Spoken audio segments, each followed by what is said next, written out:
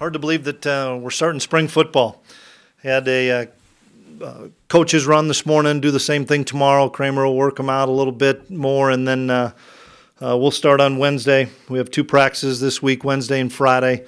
Just our helmets and T-shirts the first couple practices, and then next week we'll get into our padded stuff, and we'll, for the most part, go Monday, Wednesday, Friday. We do have one Saturday in there when we have our clinic, and obviously excited about working with a lot of young players. That's what it's going to be for the most part this spring ball, is working with a lot of young guys at all positions. We have a lot of key players coming back, but we also lost an awful lot of talent and an awful lot of experience. So we had a staff meeting today, and for us to be where we want to be next year, we've got to do a great job with these young players and some of the guys that are on the cusp of potentially playing that have to make some great strides this spring leading into summer. So we're excited to get going. I know there's probably a lot of questions about who's practicing. I wish that we could get all those names, but we got a whole list of guys that aren't practicing or limited, and so we'll do the best we can with the numbers that we have, and we're going to continue our double rep system.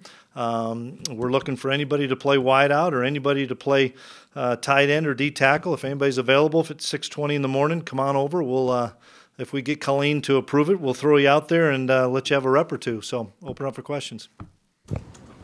Chris, you said the number is about 25, you think, total that won't practice this spring? Well, I had a little bit better news today. I was able to get 5 or 6 guys that I was worried about that are going to be able to do stuff, but I think I've got like 18 guys here that I know that will be out or limited.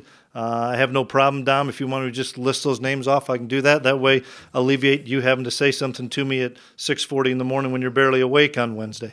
Guys that are either out or limited would be Dylan Radens, Colin Connor, Nate Jensen, Matt Anderson, Zach Kuntz, Christian Watson, Cole Jacob, Trevor Height, Jimmy Kapuris, Easton Stick, Greg Menard, Cole Karch, Aaron Steidel, Dan Marlette, Jalen Allison, Ty Brooks, Damaris Purifoy, Lance Dunn, and Jack Maughan.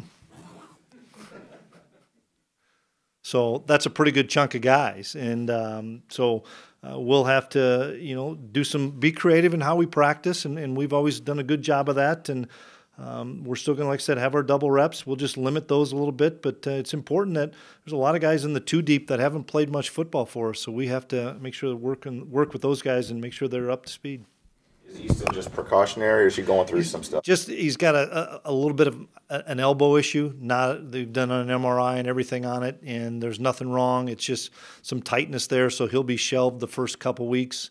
And then he's doing a rehab right now, and it's progressing well. But we need to see what these other couple young quarterbacks can do anyway. So Easton will be limited on what he does throwing the football. He'll still practice and stuff, but we're really going to limit his throws on the elbow.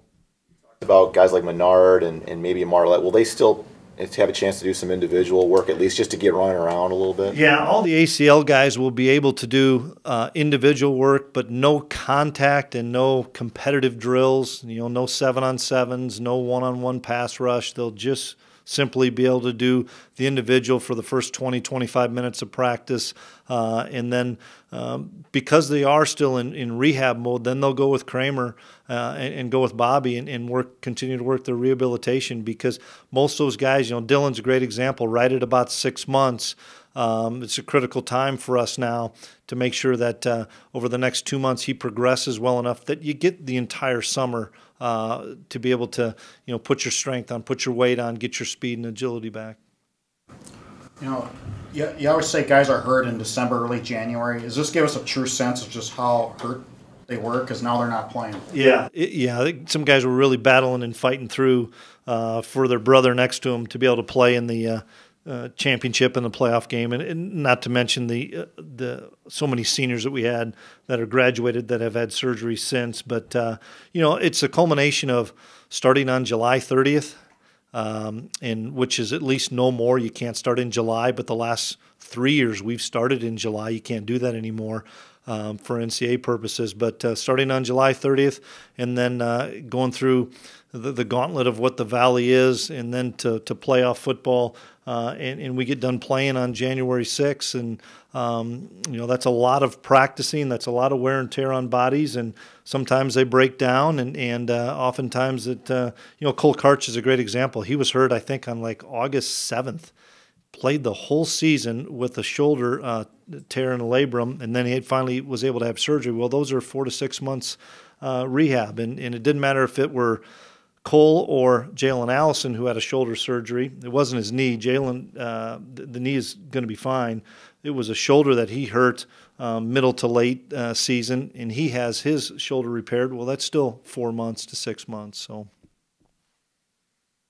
Special teams, new punter, new long snapper. How much you pay attention to that this next month? Well, quite a bit in the fact of we're going to try a lot of guys at long snapper. We have 4 or 5 guys. I know Ross Kennelly's the guy that we're going to lean on right now to see if Ross can do it, because he was really Fish's backup. And then we want to see where Wags' progression is at. And we have a few guys that are going to be coming in this summer and this spring to compete for the punting job. That we'll find out if Wags is ready to make that next step forward, or if he's not and somebody else has an opportunity to win that job. We have a great competition there. And then we were able to redshirt Jake Reinholtz, and Ryan will compete with Cam, whether it's for the field goal and PAT as well as the kickoff duties. I think the competition at every position is good, and Cam needs that competition, and Cam's made some big kicks for us. But overall, we know we need to always continue to improve on special teams.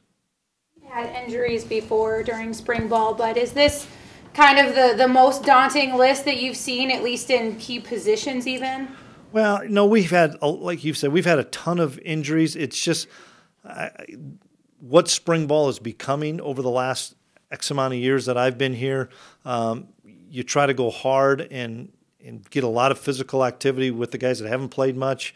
And then you look at last year. Well, we didn't tackle Bruce or Lance or have Demps or Robbie tackle anybody all spring anyway. So just the nature of what you do in spring ball, I think a lot of people have changed now. There's some guys that are going to go scrimmage as much as they're allowed to, and there's other people that have played the amount of football that we have and a number of other schools have, whether it's at the FBS or FCS level, that back off a little bit. Forget not only the concussion issue, because that's an issue, but just the football is 365 days a year now. And you have to make sure that, bottom line, we got to get the guys to Saturday in the fall. And the less hits you have on those bodies, defensive end's a great example. Garrett Malmstrom's a great example at fullback. I know Malmstrom will kick out the power, but I really don't want to see him going against Caleb Butler and Stanley Jones and just having a train wreck after train wreck in practice. We have to be smart with that. So it's a big list of injuries, but in the same respect, a number of those guys probably wouldn't have done a whole lot this spring anyway. Chris, backup quarterback obviously is now going to be a monster position this spring. What do you want to see out of Hotchkiss and Noah Sanders? Well, they're going to battle and compete. There's not one ahead of the other right now. I think they both have a skill set that they're smart kids.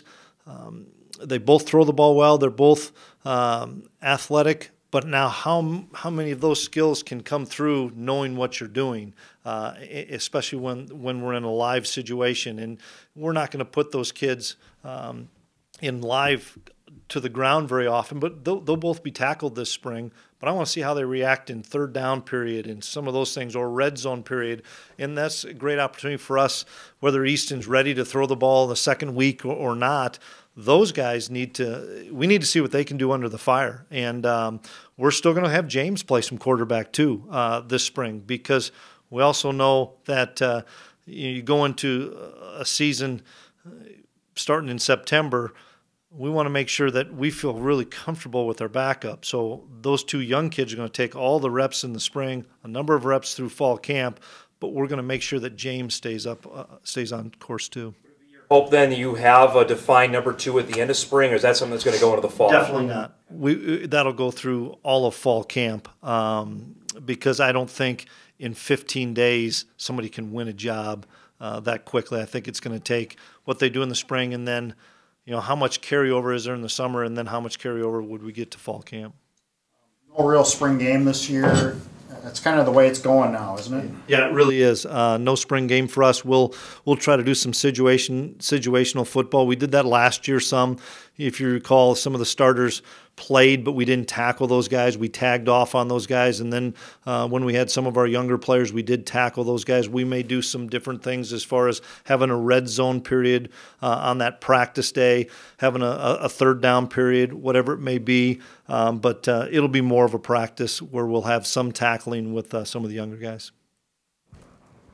Linebacker, another spot that you're eager to watch this month? You bet. I talked to Coach Ince about that today. I met really with the offense and defensive staff separately to talk about areas that we need to improve upon and different guys we were looking at. But if you look across the board, we have Jabril, Dan, and Levi. I think really three really capable, really good linebackers. But who's the backup at each one of those spots? We hope Merck is ready to make that next step, being in his third spring here. That's a lot of times when it does click. A couple of Mike backers in Bo Pauly and Jackson Hankey we're looking at to see what those two guys can do. And then, that the Sam backer behind Jabril has become more of a hybrid position anyway. So is that somebody from the secondary or is that somebody from the linebackers? It's something we'll look at this spring. Players coming back, but you've got your coaching staff back as well.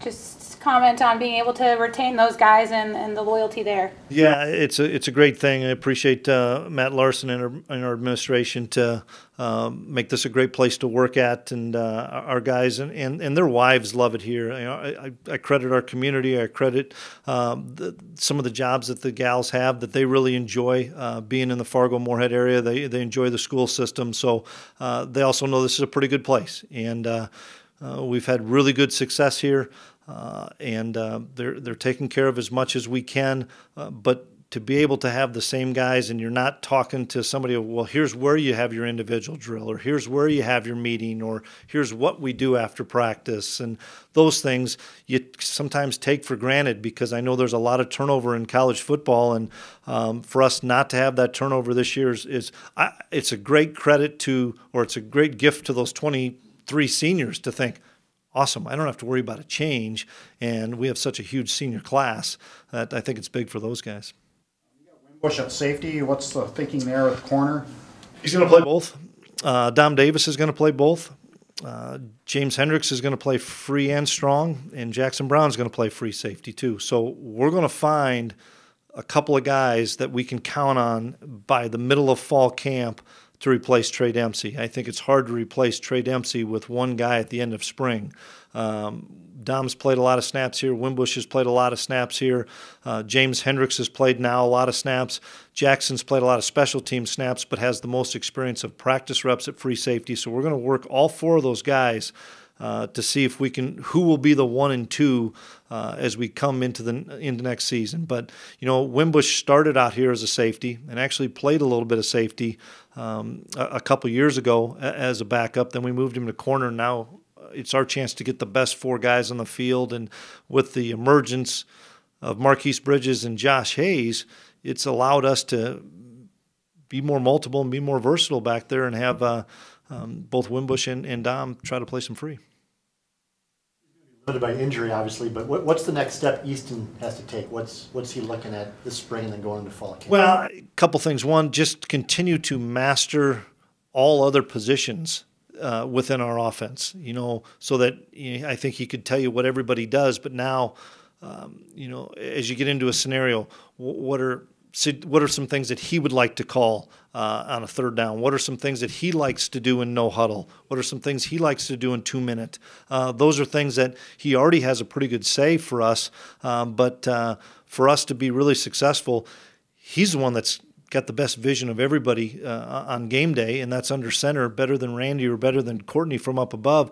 And his ability to make more suggestions of here's what I like, here's what I feel comfortable with. And it's interesting because we talked about this is Mess could like something, Connor could like something, Randy would like something, but the guy that's got to pull the trigger is the one that's got to like it. And Easton does make good suggestions, and that's what I'm going to challenge him, is to continue to make more suggestions on how he can become better, but he can make our offense better. At the championship game, but Easton doesn't get a lot of national attention necessarily. He wasn't on any postseason. In the couple lists I've seen come out, he hasn't been listed as one of the top FCS guys going into this year, which seems odd. But why is that? Do you think? I think part of it is the nature of how we play the game here. You know, we're some people would say a run-first offense. I disagree. We're a 50-50 offense when the game's in balance. But when the game's out of balance and we're ahead by 3 scores, we're going to hand the thing off and get out of the game and win the football game. That's part of it. We're throwing it 25 to 28 times a game. We're not throwing it 45 times a game. But, you know, I know one thing. Next year at this time, we're going to be talking a lot about Easton Stick. I mean, a ton about Easton, because the people that have contacted me from the next level, they're raving about what Easton Stick can do. And so, oh, absolutely. Yeah, absolutely. I think one of the big reasons is what we do offensively here too. You know, we're not a spread, look at the sign on the sideline and tell you what the next play is. He's calling the plays. He's running out of a huddle. He's doing all the things that the next level quarterbacks are doing. Plus Carson's success of being able to manage the game. Forget his physical tools. Everybody knows what those are.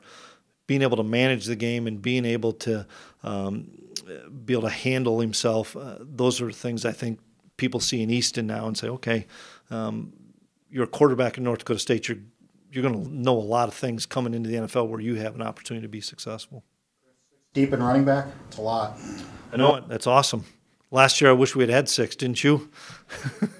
We wouldn't have had to redshirt Seth, or we would have been able to redshirt Seth. But you know, that's a unique position for us. Obviously, it's an important position, no more important than anything else, but it's a really important position for us to have great depth at, because of the amount of carries and touches that position is getting, as well as hopefully our ability to have multiple guys on the field at one time. And that's something that will progress throughout the spring and in the summer and the fall, to trying to see what more those guys can handle mentally, as it being a 2-back set, a 3-back set, being able to flex out, be wide receiver, those type of things.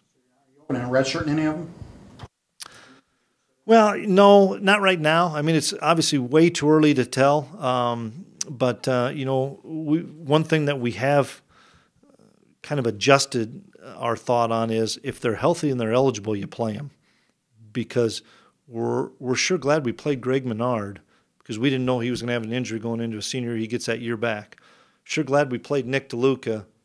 Now he had the injury, gets it back. You know, if you're a senior that didn't play much as a redshirt freshman, had the potential to, we're learning more. It's hard to stay healthy for 4 or 5 years here. Really hard to stay healthy for 4 or 5 years without a major injury. So right now we're looking to play all those guys.